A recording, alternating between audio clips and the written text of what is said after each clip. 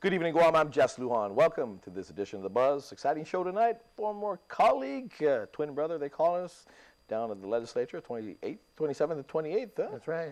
Former Senator Bob Klitzkie is main studio guest tonight. And boy, we're in the eve of the 2016 budget. Monday's paper, legislature, $8.4 million. Isn't that something? Yeah. You know, you've been an outspoken critic on the Competitive Wage Act of 2014 as it applies to, or as it applied to the legislature and I guess some of the directors and things like that.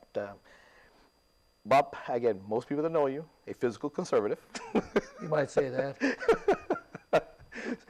Sometimes to a point where it hurts.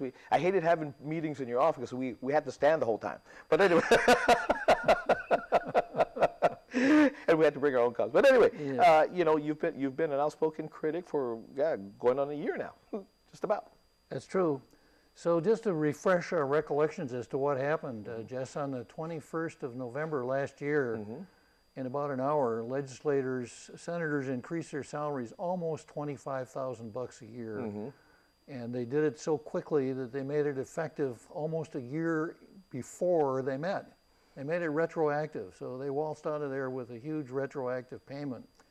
You'll recall that there was a special session, there was no public hearing, there was no notice, there was no certificate from the Speaker, Judy Wonpat, sometimes referred to as Wonpat the Enabler, because she enabled the whole thing to go forward because she didn't certify that no public hearing was necessary because it was a matter of health or safety. Of course, I suppose giving senators a raise could be seen as a matter of health or safety for the senators, but anyhow, she just went forward with that, and in about 24 days, that money was in their pockets. So I think we all remember that, but there's something that I'd like to kind of concentrate on a little bit tonight, a little bit different dimension.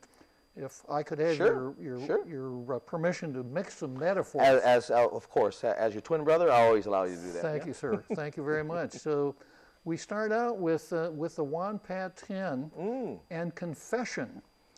Okay, so we know what they did on the 21st of November. You are a Catholic now, aren't you? I am indeed. Yes. Okay. Yes. So a new Catholic and proud to be a Catholic. And I tell you, at the next show, before I know I'm rudely interrupting the next show, we'll talk about that, okay? I'd like to. Okay. Very much. Sorry about that. Okay. So there was a confession because the bill was the call for special session came over on the 21st. In an hour, they passed the bill. They sent it to acting Governor Ray Tenorio, and he signed it the same day, really quick. Money was in their pockets in less than a month. But then Mike San Nicolas, who I refer to as the leader of the San Nicolas posse, came riding in, and he introduced bills to roll that salary back. The first one was in the 32nd Guam legislature. He wasn't able to get any traction on that. That was legislation before this? Yes. And then in the 33rd Guam legislature, he introduced Bill 4-33, which had three components. One of the components was that no salary increase for senators or governors could take place until an intervening election interrupted. The second was that there had to be a public hearing. There could be no waiver of a public hearing if senatorial salaries were to be discussed, right?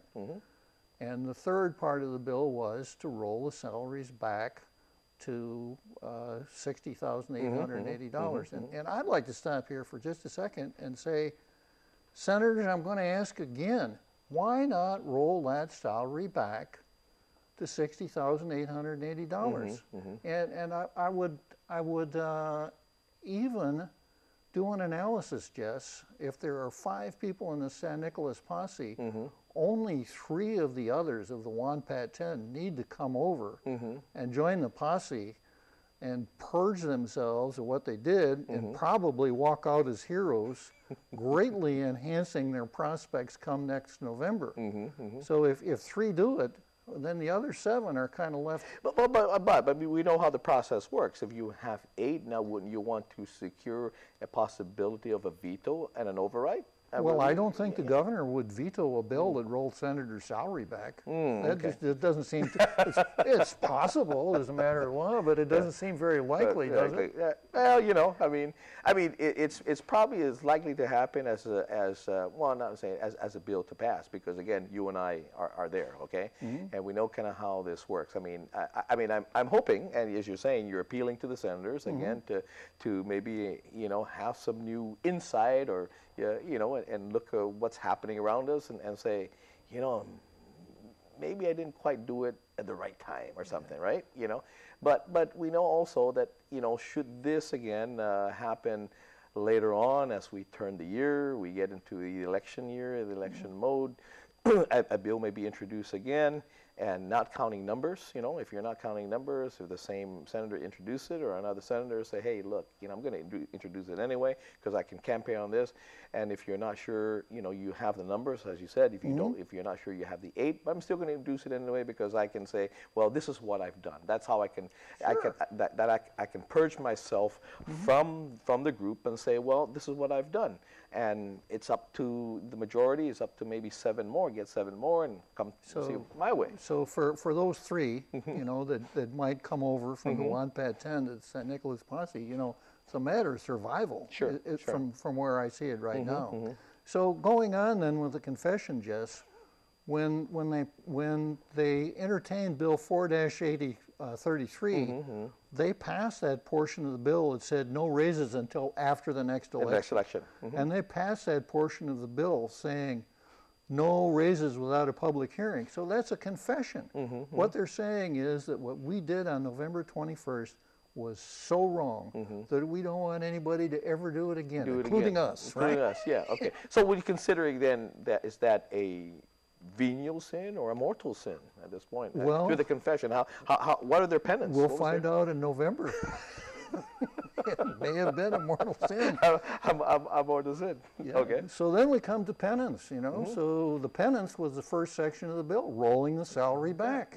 But they took that out. They passed the confession, but they took the penance out. The reconciliation was removed from the bill. So, you know, they're saying, yeah, that was a terrible, terrible thing that we did. We're going to keep the money anyhow. That's basically what they're saying. Sure. Then we had 3 people. Actually, we had 4 people coming in that hadn't been in the 30-second, who were pure as the driven snow when they came in, right? But 3 of them joined up and fleshed out the WANPAT 10 again. A couple people from the WANPAT 10 left, 3 more came in, and I can't understand why they had to go along with it. That would be Frank Blas Jr., Mary Camacho, and who was the third one? Gemma Spaldone. You know, they were not tainted by what happened on November 21, but they came in and they went along with it anyhow. So for them, it's not a confession because they didn't do it. For them, it's just an indictment. It's an indictment. I got to take a quick break. We got to pay some bills and come back. Talk more about the 2016 election and people who may run.